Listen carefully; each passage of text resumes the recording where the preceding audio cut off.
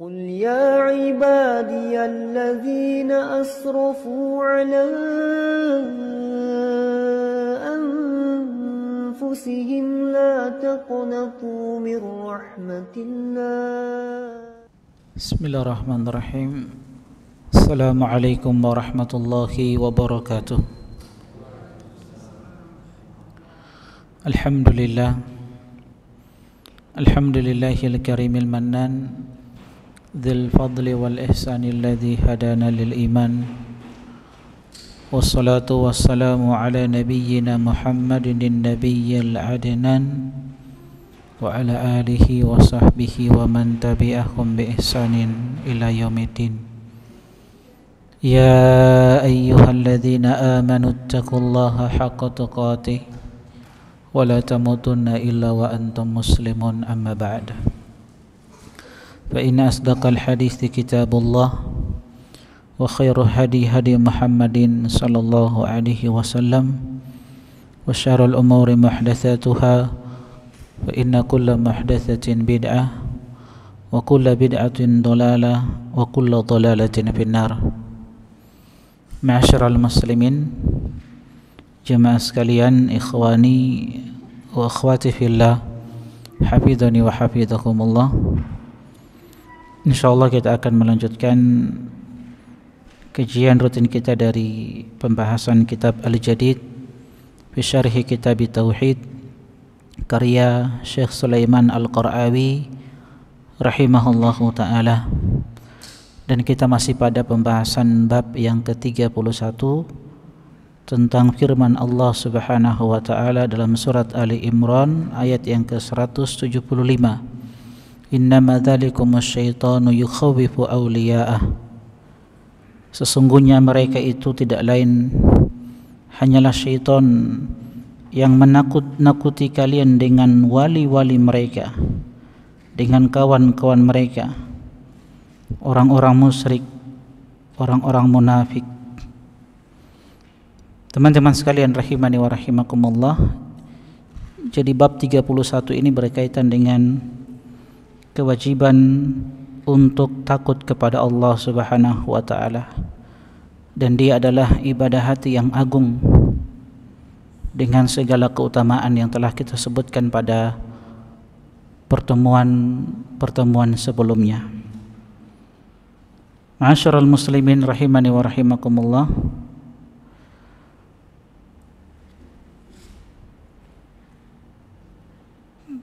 kita masuk dalil yang keberapa? Kedua ya? Atau sudah? Ayat ini sudah diselesaikan, ayat pertama ini? Hah?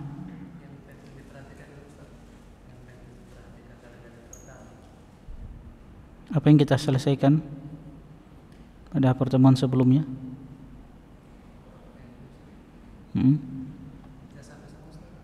Belum ya? Oh, baik. Kita usahakan insyaallah pada kesempatan malam yang berbahagia ini kita selesaikan bab 31 ini ya. Dalil yang pertama yang dibawakan oleh penulis kitab Tauhid Syekh Muhammad bin Abdul Wahhab rahimahullahu ta'ala, firman Allah, innama dzalikumus syaitanu yukhawwifu awliya'ah fala takhafuhum wa khafuni in kuntum mu'minin. Sesungguhnya mereka syaitan tidak lain hanyalah menakut-nakuti kalian dengan wali-wali mereka. Karena itu kata Allah Subhanahu wa ta'ala, janganlah kalian takut kepada mereka, tetapi takutlah kepadaku, kata Allah, in kuntum mu'minin, jika kalian betul-betul beriman kepada Allah Subhanahu wa ta'ala. Di halaman 393, makna ayat secara global, kata penulis kitab Syekh Sulaiman Al-Qara'awi rahimahullahu ta'ala, karena takut adalah di antara sebab-sebab yang menghalangi kaum muslimin dari membela kebenaran dan meninggikan benderanya, maka Allah Subhanahu wa ta'ala mengabarkan bahwasanya rasa takut yang kadang menjangkiti hati kaum muslimin adalah berasal dari bisikan syaitan dan para pengikutnya, yaitu dengan apa-apa yang mereka gembar-gemborkan berupa kengerian dan berbagai jalan dan sarana. Allah Subhanahu wa ta'ala kemudian memerintahkan kaum muslimin agar tidak menoleh kepada orang-orang yang dicampakkan tersebut. Yang wajib atas mereka adalah mengikhlaskan rasa takut hanya kepada Allah Subhanahu wa ta'ala jika mereka jujur di dalam keimanan mereka secara hak. Dan lebih dari itu, mereka harus mendahulukan rasa takutnya kepada Allah atas rasa takut kepada selain Allah Subhanahu wa ta'ala. Pada pertemuan sebelumnya, ma'asyiral muslimin, teman-teman rahimani wa rahimakumullah, kita sudah sebutkan perkara-perkara yang dengannya rasa takut kita bertambah kepada Allah Subhanahu wa ta'ala. Dan juga pada pertemuan sebelumnya kita sudah sebutkan jenis-jenis atau macam-macam rasa takut. Dan rasa takut yang merupakan ibadah adalah rasa takut yang kita berikan kepada Allah Subhanahu wa ta'ala dengan mengagungkan Allah, disertai dengan penghinaan diri, ketundukan mutlak hanya milik Allah Subhanahu wa ta'ala. Dan sekali lagi, syaitan berusaha untuk menakut-nakuti kaum muslimin dengan berbagai cara yang mereka tempuh agar kaum muslimin jauh dari kebenaran, agar kaum muslimin meninggalkan jalan Allah dan jalan Rasulnya sallallahu alaihi wasallam. Sehingga pada ayat ini Allah menegaskan fala takhafuhum, jangan takut kepada mereka, takutlah hanya kepada Allah Subhanahu wa ta'ala, sebab kalian punya zat yang akan memberikan perlindungan kalian. Wa kafa bi rabbika hadiyan wa nasira, dan cukuplah Allah itu sebagai hadi, pemberi hidayah, wa nasira, dan sebagai pemberi pertolongan kepada kalian. Apa faedah yang bisa kita petik? Pertama, haram hukumnya meninggalkan yang wajib karena takut kepada makhluk. Ini sudah kita jelaskan. Rasa takut yang diharamkan. Nah, rasa takut yang diharamkan ini ada dua kan? Ada yang khaufus sirri, yang ini merupakan kesyirikan, dan ada rasa takut yang merupakan maksiat yang tidak sampai kepada kesyirikan. Paham? Ini kita sudah jelaskan pada pertemuan sebelumnya. Maka seseorang tidak boleh meninggalkan sebuah kewajiban karena takut kepada makhluk. Yang kedua, wajib mengikhlaskan rasa takut hanya kepada Allah Subhanahu wa ta'ala, dan ini sebuah kewajiban. Tidak boleh kita palingkan rasa takut ini kepada selain Allah Subhanahu wa ta'ala. Ketiga, takut kepada Allah adalah di antara tanda-tanda keimanan. Bahkan ketika Allah Subhanahu wa ta'ala menyebutkan tentang satu kaum yang Allah akan datangkan, yang kaum ini dicintai dan mereka mencintai Allah. Man yartadda minkum fasawfa ya'tillahu biqaumin yuhibbuhum wa yuhibbunah. Adillatin 'alal mu'minin, a'izzatin 'alal kafirin, yujahiduna fi sabilillah wa la yakhafuna laumata laim. Mereka itu tidak takut dengan celaan orang-orang yang mencela. Mereka tidak takut dengan makhluk-makhluk yang menakut-nakuti mereka sehingga meninggalkan jalan kebenaran. Mereka hanya takut kepada Allah Subhanahu wa ta'ala. Apa hubungan ayat ini dengan judul bab? Adalah karena ayat ini menunjukkan wajibnya mengikhlaskan rasa takut kepada Allah Subhanahu wa ta'ala. Hubungannya dengan tauhid, hubungannya adalah karena ayat ini menunjukkan wajibnya mengikhlaskan rasa takut kepada Allah. Karena itu takut adalah salah satu jenis ibadah, dan memalingkan ibadah kepada selain Allah adalah kesyirikan. Jadi hal yang perlu kita ketahui teman-teman sekalian rahimani wa rahimakumullah, kebanyakan kaum muslimin, dan ini sebuah kekeliruan, menganggap bahwa ibadah itu hanya sekedar ibadah, Salat 5 waktu. Sebagian kaum muslimin menganggap ibadah itu hanya sekedar puasa di bulan Ramadan, pergi haji, pergi umrah. Padahal ibadah itu luas. Sebagaimana yang dikatakan oleh Syekhul Islam Ibn Taimiyah rahimahullah ta'ala, ismun jami'un likulli ma yuhibbuhullah wa yardha minal aqwal wal af'al zahira wal batina. Sebuah penamaan yang mencakup hal-hal yang dicintai dan diridhai oleh Allah Subhanahu wa taala, dari ucapan, perbuatan yang nampak dan yang tidak terlihat, yang zahir ataupun yang batin, yang terlihat ataupun yang tidak terlihat. Jadi ada ibadah zahir yang nampak, ada ibadah yang tersembunyi. Nah, ibadah yang tersembunyi ini salah satunya adalah rasa takut kita kepada Allah Subhanahu wa taala. Kemudian rasa cinta kita kepada Allah yang telah berlalu penjelasannya pada bab yang ke-30, dan bab yang ke-32 nanti insyaallah kita akan jelaskan berkaitan dengan perkara ibadah hati juga, tentang tawakal kita kepada Allah Subhanahu wa taala. Penting diperhatikan di halaman 394, takut itu ada 4 macam.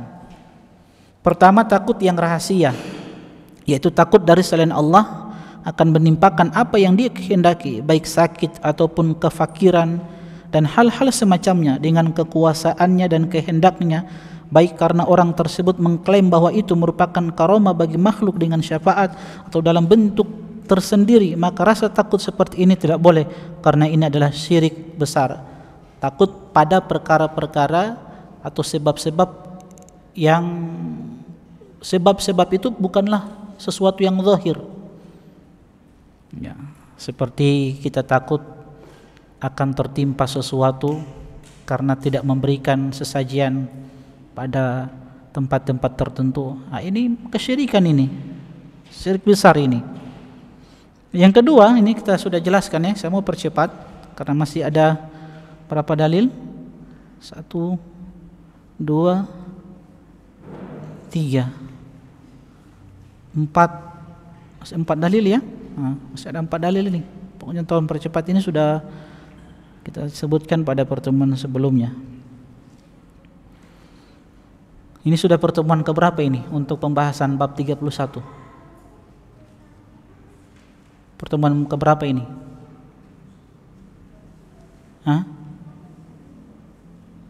Kedua? Bab 31 ini pertemuan keberapa? Ketiga.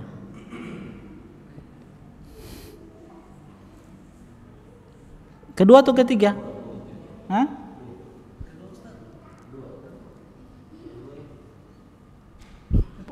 Pertemuan keberapa? Ketiga. Kedua atau ketiga?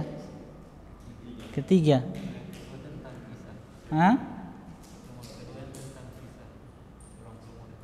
Iya, Masya Allah. Beliau masih ingat kisah itu tentang seorang pemuda yang tangannya itu dibakar dengan lilin. Ya, Masya Allah.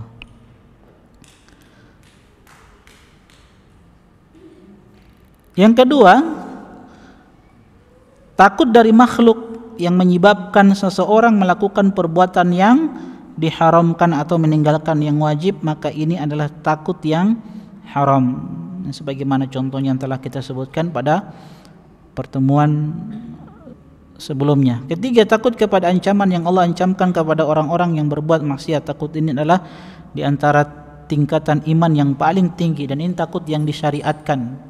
Takut kita kepada Allah Subhanahu wa taala. Dan yang keempat, takut yang alami, yang tabi'i, yang sifatnya naluriya, seperti takutnya seseorang kepada binatang buas, takutnya seseorang kepada hantu. Itu tabiat ya. Tapi takutnya antum kepada hantu jangan sampai menjadi penghalang untuk antum apa?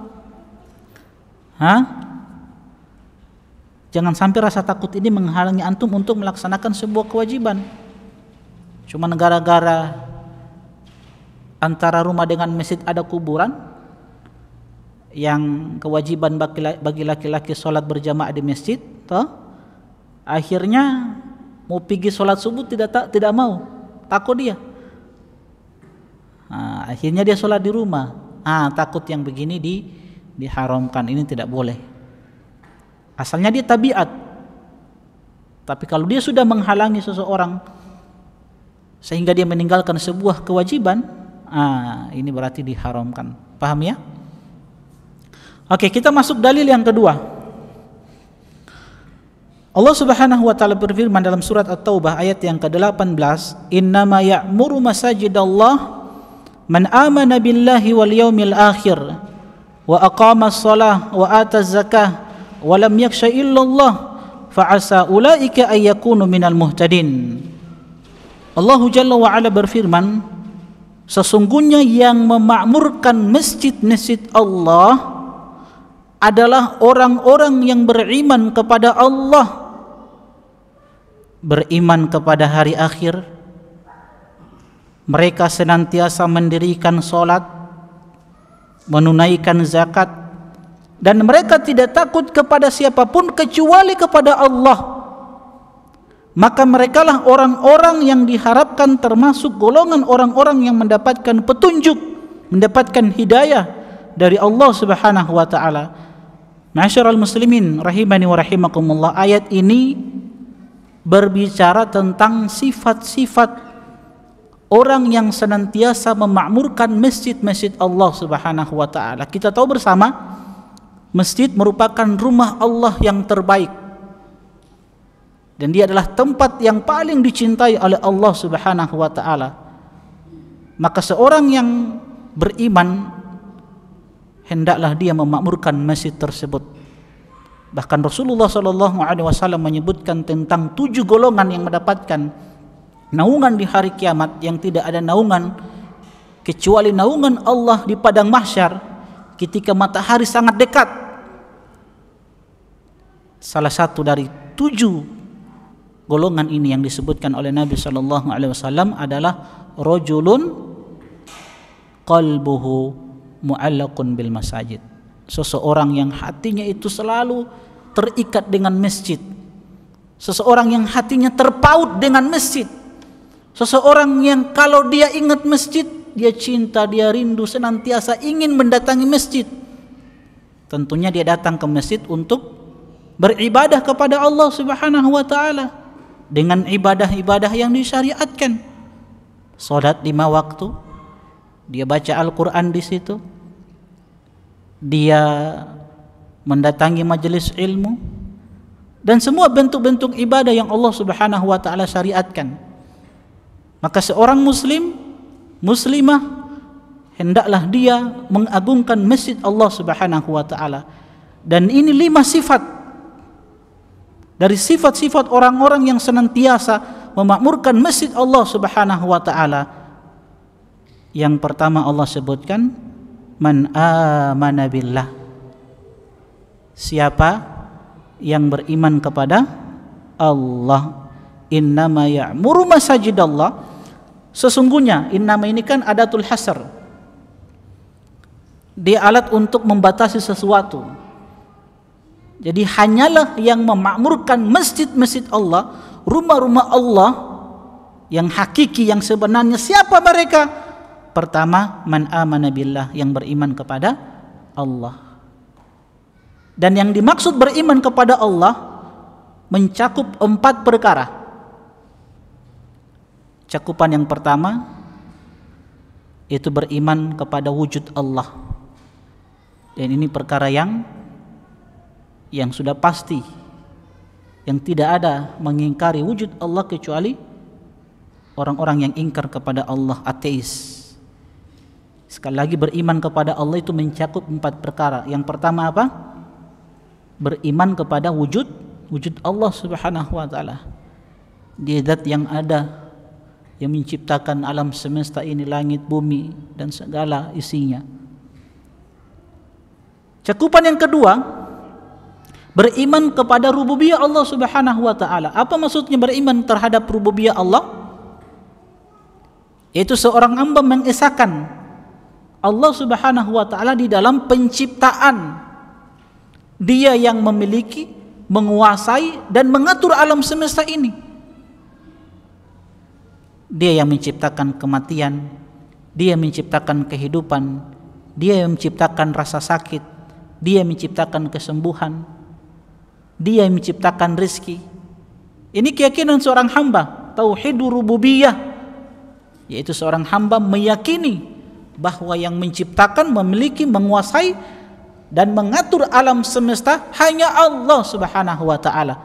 Tidak ada yang mengatur alam semesta ini kecuali hanya Allah Subhanahu wa taala. Satu-satunya Dia zat yang menciptakan, menguasai dan mengatur alam semesta. Paham ya tauhid rububiyah? Cakupan yang ketiga yaitu keimanan terhadap uluhiyah, yaitu seorang hamba mengesahkan Allah Subhanahu wa taala di dalam ibadah. Semua bentuk ibadah hanya diberikan kepada Allah Subhanahu wa taala, dan inilah makna kalimat tauhid, la ilaha illallah. Tidak ada sesembahan yang berhak untuk diibadahi kecuali Allah Subhanahu wa taala. Yang ini merupakan tugas para nabi dan para rasul menyampaikan kepada umatnya untuk mengesahkan Allah Subhanahu wa taala. Kemudian yang keempat, beriman kepada tauhid asma wa sifat.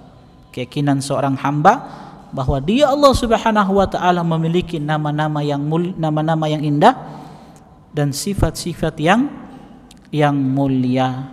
Dengan prinsip ahlu sunnah, ketika kita meyakini Allah memiliki nama-nama yang indah serta sifat-sifat yang mulia, maka seorang ahlu sunnah tidak boleh menolak atau mengingkari sifat-sifat Allah. Kedua, tidak boleh menyerupakan sifat-sifat Allah dengan sifat-sifat makhluk, baik itu sifat dzatiyah ataupun sifat fi'liyah. Kemudian seorang hamba, seorang ahlu sunnah tidak boleh mentakyif, tidak boleh membagaimanakan bentuk Allah Subhanahu wa taala, bagaimana sifat Allah itu. Dan yang keempat, tidak boleh mentakwil, tidak boleh memalingkan makna yang sebenarnya kepada makna yang tidak diinginkan. Ini prinsip ahlu sunnah berkaitan dengan asmaullah, nama-nama Allah yang indah serta sifat-sifatnya yang mulia. Ini maksud beriman kepada Allah Subhanahu wa taala. Jadi mencakup 4 perkara ini ya. Yang pertama apa? Beriman kepada wujud Allah, rububiyah, uluhiyah, asma wa sifat. Itulah dikatakan orang yang beriman kepada Allah Subhanahu wa taala. Dan inilah yang kita pelajari pada pembahasan tauhid. Kemudian yang kedua, innama ya'muru masajidallah man amana billah, yang pertama. Yang kedua, wal yaumil akhir.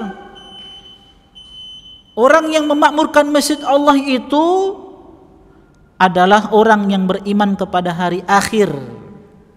Apa maksudnya beriman kepada hari akhir? Maksudnya kita beriman dan membenarkan semua peristiwa-peristiwa yang terjadi setelah kematian. Dari alam barzakh. Alam barzakh ini kita akan dihadapkan dengan fitnah kubur. Apa maksudnya fitnah kubur? Jemaah, apa itu fitnah kubur? Ini peristiwa-peristiwa setelah kematian.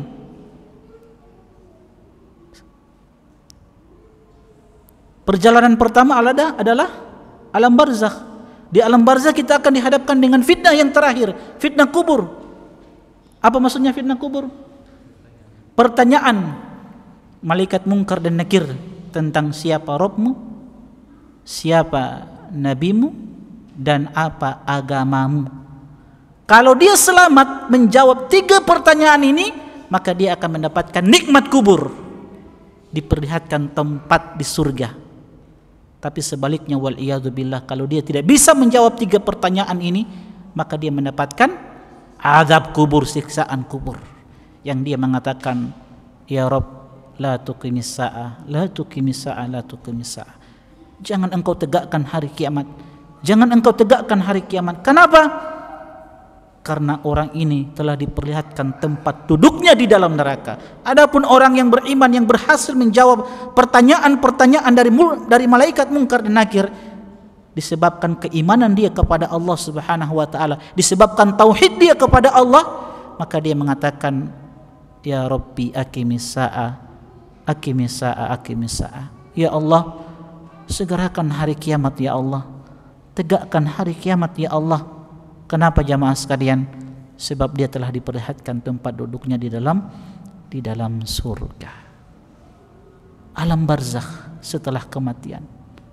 Setelah itu peristiwa hari hancurnya alam semesta ini.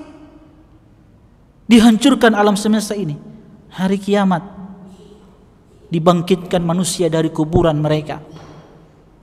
Setelah itu terjadi padang yaumul mahsyar, padang mahsyar, di mana orang-orang akan dikumpulkan di satu padang yang sangat luas, padang mahsyar. Mereka menunggu keputusan Allah Subhanahu wa taala. Yang setelah itu haud, ada telaga Rasulullah sallallahu alaihi wasallam, di mana orang-orang beriman akan meminum air dari telaga Rasulullah sallallahu alaihi wasallam, yang ketika mereka lama berdiri di padang mahsyar untuk menunggu keputusan Allah Subhanahu wa taala, ada orang-orang yang beriman yang diizinkan untuk meminum air dari telaga Rasulullah sallallahu alaihi wasallam, yang Nabi katakan, ana faratukum alal haud, aku menunggu kalian di haud, di telagaku nanti. Hanya orang-orang yang beriman yang minum dari air telaga tersebut, yang ketika dia minum dari air telaga ini, maka dia tidak akan haus setelahnya selama-lamanya. Namun ada orang-orang yang diusir dari telaga Rasulullah sallallahu alaihi wasallam. Siapa mereka orang-orang yang diusir dari telaga Rasulullah sallallahu alaihi wasallam? Orang-orang yang membenci, memusuhi sunnah-sunnah Nabi sallallahu alaihi wasallam. Orang-orang yang tidak mau mengamalkan sunnah-sunnah Nabi sallallahu alaihi wasallam. Orang-orang yang menjauhkan manusia dari sunnah-sunnah Nabi sallallahu alaihi wasallam dengan bahasa-bahasa yang mereka buat dengan seindah-indah bahasa, sehingga orang-orang lari dari sunnah-sunnah Nabi sallallahu alaihi wasallam. Dikatakan salah satu ciri teroris belajar bahasa Arab. Ini salah satu bentuk kekufuran. Kalau dia muslim, bahaya, hati-hati. Itu bentuk kekufuran. Hati-hati. Dia ingin menjauhkan orang dari agama yang benar, dari sunnah Nabi sallallahu alaihi wasallam. Bahasa Arab itu bahasa Al-Qur'an, bahasa Nabi kita Muhammad sallallahu alaihi wasallam, bahasanya para sahabat. Ya. Ini artinya orang ini melecehkan Islam, penghinaan terhadap Islam sebenarnya ini. Baik, kita adzan dulu ya. Sallallahu Nabi Muhammad wa ala alihi wasallam. Antum jaga batin. Ma'asyiral muslimin, jamaah sekalian, ikhwani wa akhwati fillah, hafizani wa hafizakumullah. Jadi yang kedua dari sifat orang-orang yang memakmurkan masjid-masjid Allah Subhanahu wa taala adalah orang yang beriman kepada hari akhir. Sekali lagi, yang dimaksud beriman kepada hari akhir adalah beriman dan membenarkan peristiwa-peristiwa yang terjadi setelah kematian dari alam barzakh, hari kebangkitan, yaumul mahsyar, hari di mana manusia dikumpulkan di padang mahsyar, telaga Rasulullah sallallahu alaihi wasallam, yang kemudian yaumul hisab, hari di mana amalan-amalan seluruh hamba diaudit, dihisab oleh Allah Subhanahu wa taala, yang besar, yang kecilnya, yang baiknya, yang buruknya, semua akan dihisab oleh Allah Subhanahu wa taala. Yang kemudian mizan, di mana amalan-amalan kita akan ditimbang oleh Allah Subhanahu wa taala. Setelah mizan ada yang namanya sirat. Sirat ini adalah jembatan yang terbentang di atas neraka jahanam, di mana di sirat ini kata Nabi sallallahu alaihi wasallam ketika beliau menyifati tentang sirat, huwa adaqu minasy'ari, dia lebih tipis dari rambut, wa ahaddu minas saif, dan dia lebih tajam dari pedang yang tajam. Sehingga di sirat ini yang melewatinya hanyalah dua golongan manusia, munafik dan orang-orang yang beriman. Di mana orang-orang kafir? Orang-orang kafir tidak akan melewati sirat ini. Kemana mereka? Sudah terjun bebas ke neraka. Jadi yang melewati sirat ini hanya dua golongan manusia, munafik yang KTP-nya Islam dan orang-orang yang beriman. Di sirat ini adalah ada kalaib, ada pengait-pengait, yang dimana orang-orang beriman akan diberikan cahaya untuk melewati sirat. Ya tergantung amalnya. Ada yang melewati sirat jembatan tersebut seperti kilatan saking cepatnya.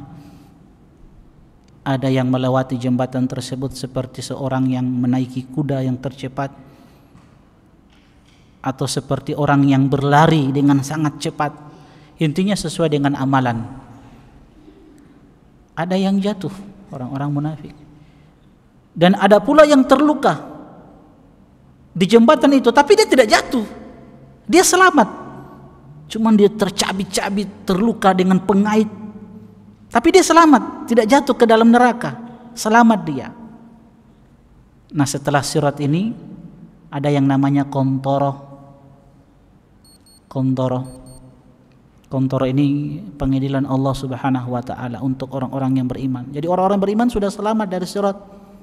Disinilah mereka akan dibersihkan hati-hati mereka. Wa naza'na ma fi sudurihim. Jadi Allah Subhanahu wa taala menyebutkan, kami akan keluarkan dari hati-hati mereka rasa dengki, iri, permusuhan, rasa cemburu, tidak ada lagi. Dibersihkan hati-hati mereka, kemudian dimasukkan ke dalam surga. Jadi setelah kontoro itu cuma surga. Neraka mana? Ya neraka di bawah jembatan, di bawah sirat. Jadi setelah kontoro itu cuma surga. Jadi peristiwa-peristiwa ini harus kita imani. Ya, harus kita imani. Itulah beriman kepada hari akhir. Nah, teman-teman sekalian, sebuah faedah. Di ayat yang mulia ini Allah menyebutkan setelah beriman kepada Allah, beriman kepada hari akhir. Dan kalau kita melihat hadis-hadis Nabi SAW, terkadang dan kebanyakan Allah Subhanahu wa taala atau melalui lisan Rasulullah SAW, terkadang Nabi menyebutkan tentang keimanan kepada Allah dan keimanan kepada hari akhir. Man kana yu'minu billahi wal yaumil akhir falyakul khairan aw liyasmut. Man kana yu'minu billahi wal yaumil akhir falyukrim jarahu. Man kana yu'minu billahi wal yaumil akhir falyukrim dhaifahu. Intinya dikaitkan antara keimanan kepada Allah dan keimanan kepada hari akhir. Kenapa seperti itu? Apa hikmahnya Allah gandengkan antara keimanan kepada Allah dan keimanan kepada hari akhir? Ada yang tahu jawabannya? Kenapa? Kan selalu kita dapati di hadis-hadis Nabi, ya, ada keimanan kepada Allah, kemudian keimanan kepada hari akhir. Kenapa selalu digandengkan dua ini? Keimanan kepada Allah dan keimanan kepada hari akhir. Kenapa? Hah? Apa jawabannya?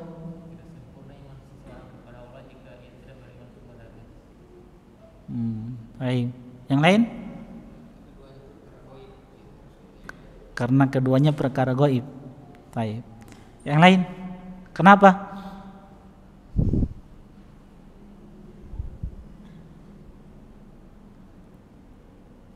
Pas. Karena teman-teman sekalian, dua perkara ini, keimanan kepada Allah dan keimanan kepada akhir, faktor terbesar di dalam memotivasi hamba untuk menjalankan perintah-perintah Allah dan meninggalkan larangan-larangan Allah Subhanahu wa taala. Makanya di dalam surat Al-Fatihah kita diingatkan dengan ayat Allah, Maliki yaumiddin, dia Allah yang menguasai hari pembalasan. Karena semua perbuatan kita, yang kecil, yang besar, baik dan buruknya akan dibalas oleh Allah Subhanahu wa taala. Ucapan, perbuatan, semua akan dibalas oleh Allah Subhanahu wa taala. Makanya ada hari di mana catatan-catatan hamba di hari kiamat nanti itu akan ditampakkan, akan diberikan kepadanya. Fa amma man utiya kitabahu biyamini, adapun orang-orang yang menerima catatan amal dia dengan tangan kanannya, fayaqulu ha umqra'u kitabiyah. Apa yang diucapkan? Oh, ini raport ana, ijazah ana, baca ini ijazah ana, ini catatan kebaikan ana selama ini. Fayaqulu ha umqra'u kitabiyah inni dhanantu anni mulakin hisabiyah. Karena aku yakin hari ini aku akan bertemu dengan Allah, hari di mana semua perbuatanku akan dihisab. Fahuwa fi 'ishatin radiyah fi jannatin 'adiyah. Setelah itu dia berada dalam kehidupan yang indah, kehidupan yang diridai. Dia berada di tempat yang sangat tinggi di surga Allah Subhanahu wa taala. Adapun orang-orang yang catatan amal dia sedikit, apalagi diisi dengan keburukan-keburukan. Apa yang dia katakan? Wa amma man utiya kitabahu bisimali, adapun orang yang diberikan catatan dia dengan tangan kirinya, fayaqulu ya laitani lam uta kitabiyah wa lam adri ma hisabiyah. Dia katakan, celaka diriku, alangkah indahnya kalau aku tidak dihisab oleh Allah Subhanahu wa taala. Walam adri ma hisabiyah, aku tidak tahu bagaimana hisabku nanti. Penyesalan yang tidak bermanfaat, tidak berguna. Makanya kita diingatkan, Maliki yaumiddin, dia Allah yang menguasai hari pembalasan. Itu hikmahnya kenapa Allah gandengkan iman kepada Allah dan iman kepada hari akhir. Karena dua perkara ini faktor terbesar di dalam memberikan motivasi bagi seorang hamba untuk meninggalkan perkara-perkara yang Allah murka. Motivasi seorang hamba untuk melaksanakan perkara-perkara yang Allah cintai dan Allah ridhai. Kemudian yang ketiga, wa aqamas shalah. Ini sifat yang ketiga. Mereka orang-orang yang senantiasa menegakkan salat, bukan sekedar melaksanakan salat atau sekedar dengan prinsip dia katakan yang penting salat, bukan pentingnya salat itu. Bukan. Tapi di sini menegakkan salat. Apa maksudnya menegakkan salat? Melaksanakan salat tersebut dengan syarat-syaratnya, rukunnya, wajibnya, sunnah-sunnahnya. Kita laksanakan sesuai dengan tuntunan Rasulullah sallallahu alaihi wasallam. Makanya Allah memberikan ancaman fawailul lil musallin. Dalam surat apa itu? Al-Ma'un kan? Fawailul lil musallin, celaka bagi orang-orang yang melaksanakan salat. Alladzina hum an salatihim sahun, orang-orang yang lalai dari salatnya, lalai dari waktunya, artinya dia menunda-nunda salatnya, tidak melaksanakan salat tepat waktu, dia tunda-tunda tanpa ada udzur yang syar'i, sebab yang syar'i. Dia tunda-tunda, entah dengan pekerjaan dia, dengan rapat dia, pokoknya dia tunda. Gampang itu sholat. Kasih selesai dulu rapat ini, baru mau sholat. Itu lalai karena tidak bisa menjaga waktu. Tidak ada kekhusyuan di dalam sholatnya.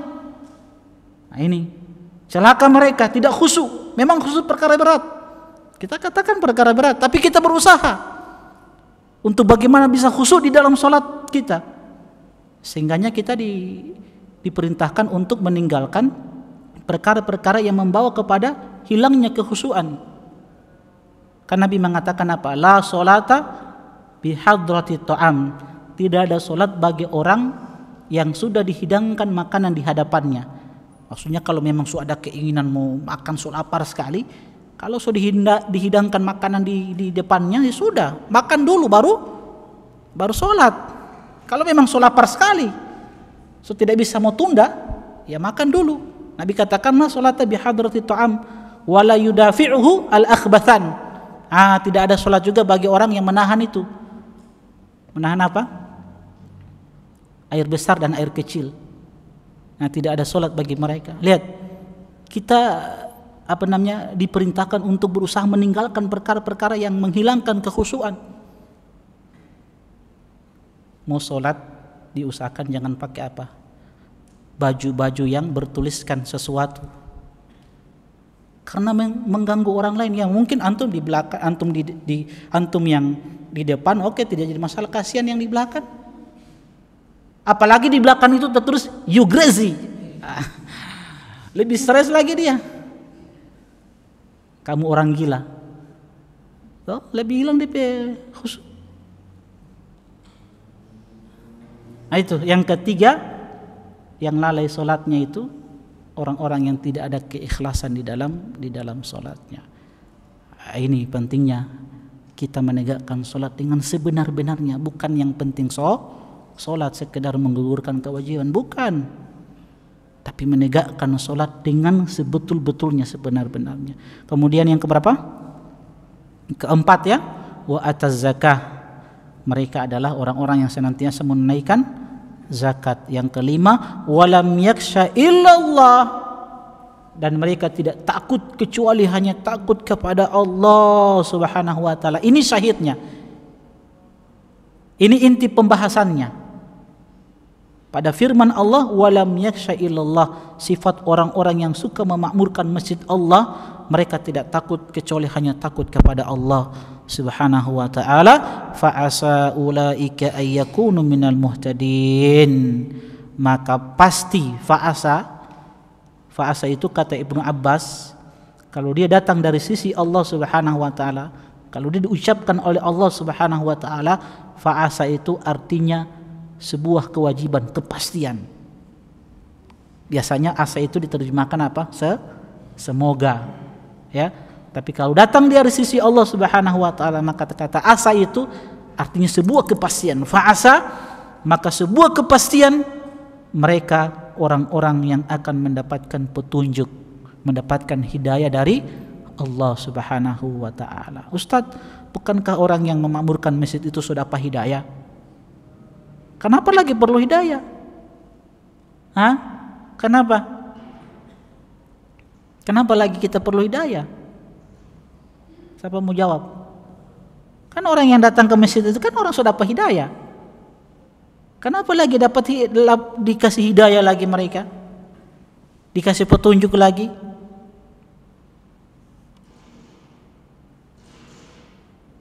Siapa mau jawab?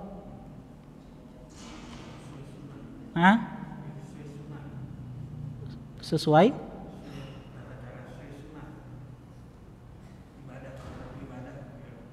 Taib, Masya Allah. Supaya peran ibadah itu selamanya sesuai dengan sunnah Nabi Sallallahu Alaihi Wasallam. Ada yang lain? Kenapa? Iya, hidayatul istiqomah, supaya betul-betul kita istiqomah di dalam melaksanakan ketaatan kepada Allah Subhanahu wa taala sampai ajal mendatangi kita, sampai kematian mendatangi kita. Itu yang kita butuhkan. Makanya minimal 17 kali dalam sehari semalam kita ucapkan apa? Ihdinas siratal mustaqim. Kita minta hidayah istiqomah, keteguhan, kekokohan di dalam melaksanakan kebaikan-kebaikan. Masyaallah muslimin rahimani wa rahimakumullah. Adapun makna ayat ini secara global sebagaimana yang dikatakan oleh penulis kitab Syekh Sulaiman Al-Qarawi rahimahullahu taala, beliau mengatakan di halaman 395, karena masjid adalah tempat-tempat ibadah kaum muslimin dan pusat komando para tokohnya serta para ulamanya, Allah Subhanahu wa taala menggerakkan mereka untuk membangun masjid-masjid dan memakmurkannya dengan amalan-amalan ketaatan dan menyebarluaskan ilmu. Jadi masjid itu tempat ibadah kaum muslimin dan pusat komando para tokohnya serta para ulamanya. Makanya ma'asyiral muslimin, teman-teman sekalian rahimani wa rahimakumullah, kalau kita belajar sirah nabawiyah, ketika Nabi SAW hijrah ke kota Madinah, apa yang pertama kali dilakukan oleh Nabi SAW? Apa? Nah, apa yang dilakukan oleh Nabi? Kan ada 3 perkara yang dilakukan oleh Nabi ketika Nabi hijrah ke kota Madinah. Yang pertama adalah membangun masjid. Beliau membangun masjid, sehingga dari masjid inilah lahirlah pejuang-pejuang Islam. Dari masjid inilah lahir Abu Bakar, Umar, Uthman, Ali, Abdurrahman bin Auf, dan sahabat-sahabat yang lain. Abu Hurairah radhiyallahu taala anhu. Sahabat-sahabat yang mulia lahir dari masjid ini. Yang kedua, apa yang dilakukan oleh Nabi? Siapa yang tahu? Yang belajar sirah nabawiyah. Setelah membangun masjid, apa yang dilakukan oleh Nabi? Mempersaudarakan muhajirin dan al-ansar. Disatukan mereka di masjid ini, Masjid Nabawi. Nabi SAW persatukan mereka, muhajirin dan al-ansar. Persaudarakan mereka, mempererat ukhuwah. Makanya masjid ini tempat di mana kita mempererat ukhuwah. Kita bertemu, saling sapa, saling bertanya tentang kabar kita. Di sini bertemu di masjid ini kan. Kalau tidak ada majelis taklim untuk tidak ketemu seperti ini. Karena kalau mau berharap berziarah tidak mungkin dia berziarah. Dia mau datang sama teman ikhwan itu kecuali satu. Ada undangan makanan. Undang makan-makan baru dia mau datang sama temannya. Kalau tidak ada undangan makan, ya tidak ada yang mau datang dia. Nah, di majelis ilmu itu orang bertemu, memperkuat ukhuwah, ya, silaturahmi di antara kita, semakin erat ukhuwah kita. Yang ketiga apa?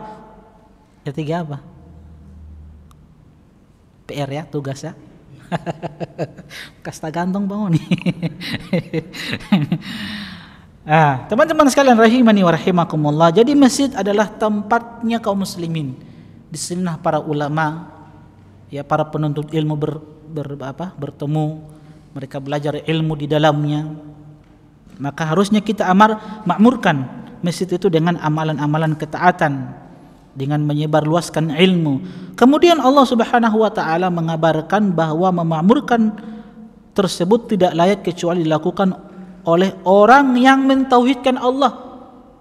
Itulah sifat yang pertama, ya. Beriman kepada Allah dengan 4 cakupan tadi yang kita sudah sebutkan. Apa saja 4 cakupan itu? Apa 4 cakupan itu? 1, 2, 3. Itulah orang yang mentauhidkan Allah Subhanahu wa taala. Ya. Bukan orang yang melakukan kesyirikan. Sebab orang-orang yang melakukan kesyirikan, walaupun dia datang ke masjid sholat 5 waktu, itu hakikatnya dia tidak memakmurkan masjid Allah.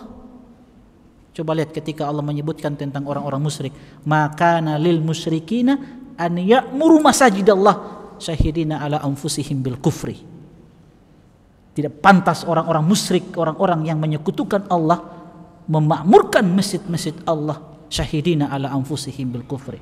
Mereka sudah akui kekufuran mereka kepada Allah Subhanahu wa taala. Jadi Allah nafikan, mereka ini tidak pantas untuk memakmurkan masjid-masjid Allah Subhanahu wa taala. Sekalipun mereka beribadah di Ka'bah, mereka beribadah di sisi Ka'bah, tapi itu pun tidak dianggap ibadah mereka. Kita lihat bagaimana ketika Abraham menyerang Ka'bah, ya, apa yang dilakukan oleh orang-orang Quraisy ketika itu, orang-orang Arab ketika itu. Ketika mereka dengar Abraham mau menyerang Ka'bah, orang tinggalkan Ka'bah kan? Kenapa? Apa alasannya mereka tinggalkan Ka'bah? Karena keimanan mereka kepada Allah. Dia Allah yang akan menjaga rumahnya. Silakan ente Abraha berhadapan dengan Allah. Itu keyakinan orang-orang musyrik di masa Nabi SAW. Mereka beriman kepada Allah. Mereka tahu Ka'bah ini punya pemilik. Dia Allah yang akan menjaga Ka'bah. Makanya orang kasih tinggal itu Ka'bah. Kenapa? Kalau Abraha datang dengan pasukannya, nanti kan Allah akan turunkan apa? Hukumannya. Allah akan binasakan mereka. Orang tidak mau. Orang-orang musyrik tidak mau binasa dengan Abraha. Karena mereka tahu kekuatan Allah Subhanahu wa taala. Namun bersamaan dengan itu tidak dianggap ibadah mereka kepada Allah Subhanahu wa taala. Makanya sebagian kaum muslimin ada yang sholat tapi dia masih melakukan kesyirikan, itu tidak memakmurkan masjid Allah Subhanahu wa taala. Nah, ini pentingnya kita mentauhidkan Allah Subhanahu wa taala dan membenarkan hari perhitungan amal dan pembalasan, juga menunaikan apa-apa yang Allah wajibkan sebagaimana ia disyariatkan, dan memurnikan rasa takutnya kepada Allah semata, tidak kepada selainnya. Allah Subhanahu wa taala kemudian menegaskan bahwa orang-orang yang demikian keadaannya akan beruntung meraih hidayah dengan taufik. Nah, di sini penulis mengatakan hidayah itu taufik. Itulah istiqomah maksudnya. Karena taufik itu kan sebuah kekuatan yang Allah berikan kepada seorang hamba untuk melaksanakan kebaikan-kebaikan dengan keutamaannya. Itulah taufik. Kemudahan hidayah dengan taufik, kemudahan dari Allah Subhanahu wa taala. Apa faedah yang bisa kita petik? Pertama, memakmurkan masjid-masjid dengan ibadah adalah di antara tanda-tanda keimanan. Kedua, wajib mendirikan solat-solat yang 5 waktu. Wajib seorang mukmin laki-laki dia laksanakan solat 5 waktu itu di masjid berjamaah. Dia keluar dari rumahnya menuju masjid dan dia dapat keutamaan. Apa keutamaannya? Salah satunya tes. Hah? Tes.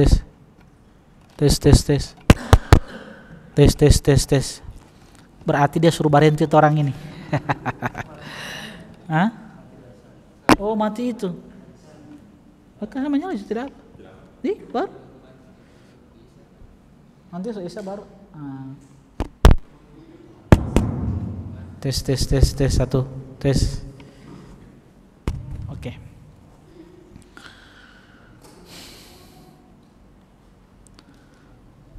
Apa dulu saya bilang? Apa tadi? Apa yang saya mau bilang tadi ini? Yang keberapa ini? Yang kedua, wajib mendirikan sholat-sholat yang 5 waktu.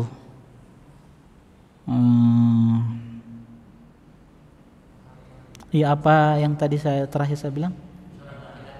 Ya, seorang laki-laki dia wajib melaksanakan sholat berjamaah di masjid dengan keutamaan yang Allah berikan kepadanya. Rasulullah SAW bersabda, "Thalathatun kulluhum dhaminun 'ala Allah." Ada 3 golongan yang mereka ini mendapatkan jaminan dari Allah Subhanahu wa taala. Apa jaminan Allah untuk 3 golongan manusia ini? In asha ruzika wa kufiya. Kalau dia hidup, dia akan senantiasa diberikan rezeki dan kecukupan. Rezeki Allah untuk dia dan kecukupan. Kecukupan itu kan tidak harus banyak toh. Biar cuman sedikit, yang penting cukup untuk 2 istri dan anak-anak. Insyaallah. Tidak harus banyak, cukup itu. Buat apa banyak tapi tidak berkah? Bahkan apa?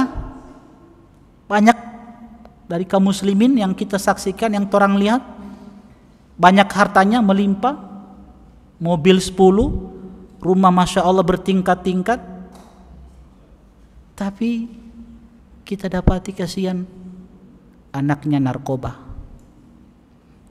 istrinya durhaka, membangkang, orangnya sakit-sakitan, semua penyakit tak kumpul pada dia. Akhirnya habis hartanya. Itu berarti tidak berkah. Dia dapatkan dari cara-cara yang diharamkan oleh Allah Subhanahu wa taala. Ini dampak negatif dari harta yang tidak berkah yang dibawa ke rumah. Kata Nabi, in asa ruzika wa kufiya. Kalau dia hidup, dia senantiasa diberikan rezeki dan kecukupan. Wa in mata, kalau dia mati, adkhalahullahu jannah, maka Allah akan masukkan dia ke dalam surga. Siapa mereka 3 golongan manusia itu? Saya sebutkan satu saja, yang 2 cari sendiri. Salah satu dari ketiga golongan manusia ini, kata Nabi, man kharaja ilal masjidi fahuwa dhaminun 'ala Allah. Siapa yang keluar dari rumahnya menuju masjid, menegakkan ketaatan, menegakkan ibadah kepada Allah Subhanahu wa taala, fahuwa dhaminun 'ala Allah, maka dia berada dalam jaminan dari Allah Subhanahu wa taala. Ini kemuliaan, keutamaan. Paham ya? Yang ketiga, wajib membayar zakat kepada orang-orang yang berhak menerimanya. Keempat, wajib mengikhlaskan rasa takut dalam bentuk pengagungan kepada Allah Subhanahu wa taala. Hubungan ayat ini dengan judul bab adalah karena ayat ini menunjukkan wajibnya memurnikan rasa takut dalam bentuk pengagungan kepada Allah semata. Hubungan ayat ini dengan tauhid adalah karena ayat ini menunjukkan wajibnya memurnikan rasa takut dalam bentuk pengagungan kepada Allah semata, dan karena itu rasa takut ini adalah salah satu jenis ibadah, dan memalingkan ibadah untuk selain Allah adalah sebuah kesyirikan. Ada perkara yang perlu kita perhatikan, kata penulis kitab. Apa itu? Memakmurkan masjid-masjid menurut satu pendapat bersifat maknawi, dan itu terwujud dengan melazimi masjid-masjid dengan senantiasa mendatanginya dan menunaikan ibadah-ibadah dan mengikuti majelis-majelis ilmu di dalamnya. Jadi memakmurkan masjid itu ada 2. Ada yang sifatnya maknawi. Maknawi itu kita makmurkan masjid ini dengan apa? Ketaatan, sholat 5 waktu di dalamnya, bacaan Al-Quran, kemudian kegiatan ceramah seperti ini, halaqah-halaqah ilmi. Ini bentuk dari memakmurkan masjid Allah Subhanahu wa taala yang sifatnya maknawi. Adapun yang kedua yang berpendapat bahwa sifat yang bersifat hissi, yang terwujud dengan membangun masjid-masjid, merenovasi dan membersihkannya. Nah, kalau yang pertama sifatnya maknawi, kita makmurkan dengan ketaatan. Yang kedua termasuk memakmurkan masjid yang sifatnya hissi. Bagaimana? Dengan cara kita membangun masjid, kita perindah masjid itu, kita renovasi, ya, untuk bagaimana supaya jamaah itu nyaman di dalamnya. Orang pasang AC, alhamdulillah di sini, masya Allah, ada ampa AC di sini. Nah, ini bentuk memakmurkan masjid Allah Subhanahu wa taala. Ya, kemudian kita gotong royong di dalam memperindah masjid itu. Ya, jelas ini adalah memakmurkan masjid secara hissi, membersihkannya, ya. Itu termasuk membersihkan masjid, itu termasuk membersihkan masjid, itu termasuk memakmurkan masjid. Makanya di masa Nabi SAW ada seorang wanita tua hitam, radhiyallahu taala anha. Ini kerjaannya apa? Kalau bahasa sekarang dia marbot. Dia suka bersih-bersih Masjid Nabawi, yang kotor dibersihkan. Ini marbotnya Nabi SAW, wanita tua hitam. Suatu hari Nabi merasa kehilangan orang tersebut. Nabi katakan, mana wanita ini yang suka bersih-bersih masjid ini? Mereka katakan, sungguh wanita itu telah wafat dan telah kami kuburkan wanita itu tersebut. Oh, Nabi marah. Kenapa kalian tidak kabarkan kepadaku? Nah, sahabat-sahabat tidak mengabarkan kepada Nabi karena wanita ini dikuburkan di malam hari. Dan kebiasaan Nabi apa? Setelah sholat isya, Nabi kan langsung istirahat tuh, langsung tidur. Nah, sahabat-sahabat tidak mau mengganggu Nabi SAW, sehingga marbot ini tidak dikabarkan kepada Nabi bahwa beliau ini sudah meninggal. Nabi marah ketika itu. Lantas Nabi katakan, duluni ala qabriha, coba tunjukkan di mana kuburan wanita tersebut. Ketika ditunjukkan kuburan tersebut, Nabi sholat jenazah untuk wanita tersebut. Jadi marbot-marbot masjid ini, masya Allah, dia punya keutamaan tersendiri, itu kemuliaan. Ya, ketika dia membersihkan masjid, nah itu juga termasuk di dalam memakmurkan masjid Allah Subhanahu wa taala. Ya, termasuk juga setelah kita selesai dari kajian, setelah kita makan-makan terus kita bersihkan, nah itu insya Allah juga termasuk memakmurkan masjid ya. Wallahu ta'ala a'lam. Dan yang lebih utama adalah memaknai ayat ini dengan kedua makna ini sekaligus, karena keduanya tidak saling bertentangan. Baik teman-teman sekalian rahimani wa rahimakumullah, ini saja yang dapat kita sampaikan. Berarti masih ada pertemuan keempat pada pembahasan rasa takut kepada Allah Subhanahu wa taala. Saya pikir malam ini mau selesai. Ternyata masih ada pertemuan selanjutnya. Masih berapa dalil? Masih 3 dalil. Mudah-mudahan 3 dalil ya orang selesaikan pada pertemuan selanjutnya. Ya, kita berusaha nanti akan meringkas, tidak perlu panjang-panjang menjelaskannya. Yang penting orang selesai dari buku ini. Kan begitu. Nah, setelah itu orang pindah buku yang lain. Terserah mau bahas tentang pernikahan. Subhanakallahumma bihamdik, asyhadu an la ilaha illa anta, astaghfiruka wa atubu ilaik. Assalamualaikum warahmatullahi wabarakatuh. قل يا عبادي الذين أسرفوا على أنفسهم لا تقنطوا من رحمة الله